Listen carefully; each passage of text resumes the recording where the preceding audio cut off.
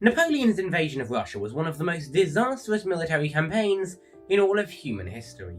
612,000 troops invaded Russia during the campaign, and of that, 80% of them didn't make it out. Marked by disaster after disaster after disaster, this campaign was Napoleon's greatest defeat of his life. However, while this campaign is rightly seen as a disastrous military blunder, something people don't often talk about is how the fact that Napoleon even made it out of Russia alive at all is nothing short of a miracle. Being hundreds of miles deep in enemy territory, there were so many occasions in which Napoleon's army could have been entirely cut off and wiped out.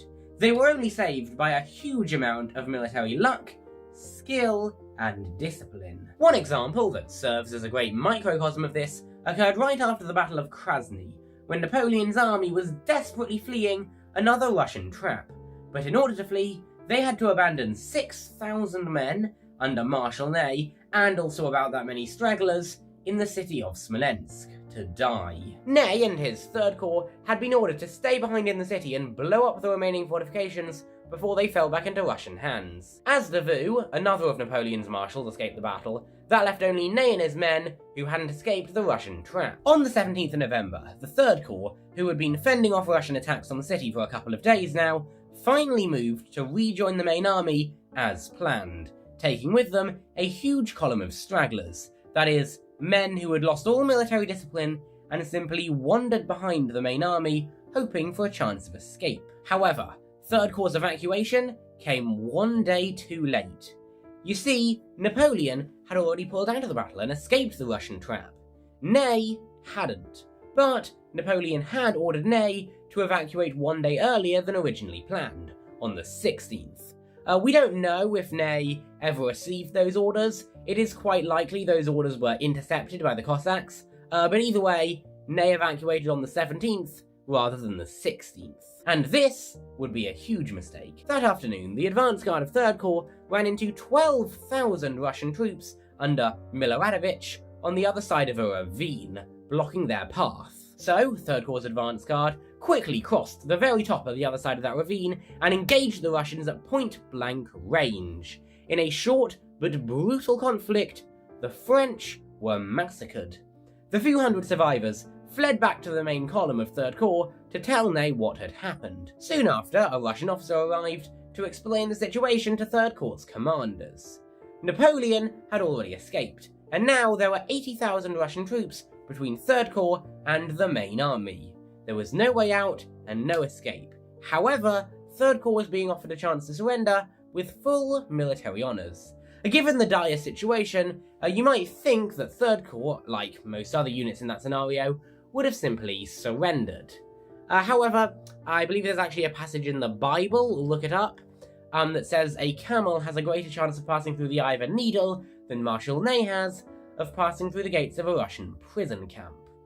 Because he refused to surrender, and not only did he refuse to surrender, but he also arrested the Russian officer that had come to offer them a chance of surrender. Led by their 2nd Division, Third Corps began another assault to break through that ravine. They set up their 12 remaining guns on the other side of the ravine and began their assault on the Russian positions, once again engaging them at point-blank range. It was a bloodbath. Russian artillery cleaved huge holes in the French lines, as wave after wave of infantry and eventually cavalry came in to finish them off. Eventually, 2nd Division got pinned down, and 1st Division had to come in and bail them out. At the end of the battle, 3rd Corps fled in disarray and regrouped far away from the Russian lines. That day's fighting had literally cut their forces in half. The original 6,000 men still able to fight was down to about 3,000. So here was the situation for the stranded French soldiers. They were cut off from the main army, which was fleeing away from them westward as fast as it possibly could. They were reeling from a disastrous defeat which quite literally cut their numbers in half. They were hundreds of miles deep in enemy territory, with almost no supplies, almost no food, in freezing temperatures with very little knowledge of the surrounding countryside. Supply and communication lines were non-existent, morale and organisation was collapsing, and they had 80,000 Russian soldiers bearing down on them, determined to flatten them and wipe them out. If a military officer was ordered by their general to write down their worst-case scenario, absolute nightmare military situation, then what they wrote down might just be quite similar to the circumstances which I just described. Given this, most military commanders in the world, almost all of them, would have immediately surrendered to the Russians, given up. However, the Russians in this case were quite unfortunate because, out of all of the thousands of military commanders in the world, they happened to be at war with Marshal Ney, and extracting a surrender out of Marshal Ney was about as difficult as extracting a carbon atom from a pure sample of H2O, but then you accidentally end up dropping francium in the pot. You see, recently, Ney had been given some really good advice from a man named Colonel Pillet. Colonel Pillet was one of Ney's subordinates, who'd been wounded very severely in that day's battle. He had received 2 shattered legs and 1 broken arm, and Colonel Pillet, or what was left of him, had some advice for his marshal. Colonel Pillet told Marshal Ney that the very best way to rejoin the Grande Armée was to cross the Dnieper by the end of the day, but quickly they had to get underway, as not long in Russia would Napoleon remain. Soon the army would have gone away, and then a visit to purgatory Third Corps would have to pay. In other words, Third Corps is going to cross the Dnieper River and outflank the Russians to return to Napoleon. I assume the rationale for this was that the Dnieper freezes and thaws every day, so if they can cross the Dnieper right before it thaws, that gives them a day's head start on the Russians. But either way, Third Corps put this plan into action.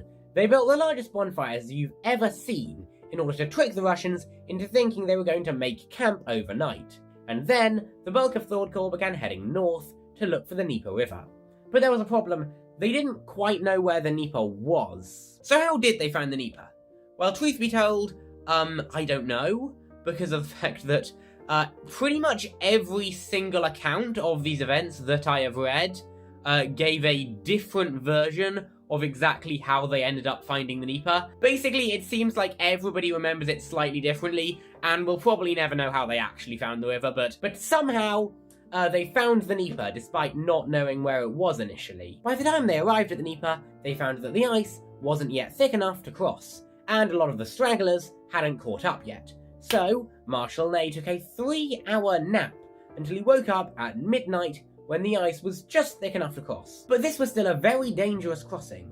The men could only cross in single file at several points along the river, and all of the baggage and artillery was too heavy to cross the river. It had to be abandoned. After the Corps got across the ice, they quickly looted a couple of villages to stock up on supplies, and they found some sleeping Cossacks and arrested them. They continued marching for the entirety of the 18th of November, but on the 19th, their luck, if you can call it that, ran out. The main Cossack force.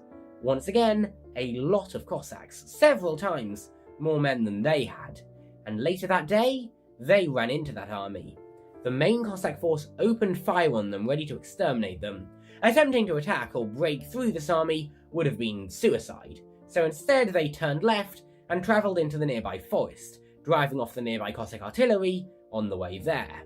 Now, keeping to the forest was actually a very important decision, because Cossacks drag their artillery on sledges and ride horses to get around, neither of which can be safely operated at high speed in a forest. This fact weakened the Cossack raids just enough that Ney's corps could successfully fend them off. Just about. So they continued marching, using rough terrain and trees to dampen the Cossack attacks as much as possible. However, the next day, on the 20th, they once again ran into the main Cossack force, blocking their path. At this point, sources start to get a little murky and once again contradict each other a tiny bit. In fact, out of the 4 sources I used for this video, I don't think there was a single one that doesn't in some way contradict all the others. So putting together a clean timeline of events for this video in order to write this script was very difficult, but what happened was something like this. Ney's corps got into 2 square formations, which is the ideal formation for fighting off cavalry attacks. Then they advanced, fighting off the Cossacks as best they could, and eventually they fought their way to the top of a hill and took control of a village on that hill. The Cossacks tried time and time again to take this village, but the French held out in it until 9 PM that night, when they continued their march back to the main army. At that point, they also sent Polish messengers to run ahead to the main army to tell them that they were still alive. Upon hearing news that Ney's corps still existed and was still intact, another one of Ney's marshals, Eugene, I'm sure the French pronunciation of his name is much more elegant, but I'm going to call him Eugene because that's how you spell his name. Eugene took his corps to go meet up with Marshal Ney. Eugene successfully rescued 3rd Corps and brought them back to the main army. So with that, 3rd Corps had survived. Or some of it anyway. Of the original 300 cavalry, about 6,000 infantry, and about that many stragglers that had departed Smolensk a few days earlier, about 800 or 900 infantry were still alive, and almost no cavalry. And some of the stragglers were okay. However, the fact that 3rd Corps even made it out at all, in any form, is nothing short of a miracle, and it boosted the army's morale a lot. And so the French continued their flight out of Russia. If this video goes well, I might make a video about the Battle of Berezina. That's also just as interesting as this. Goodbye!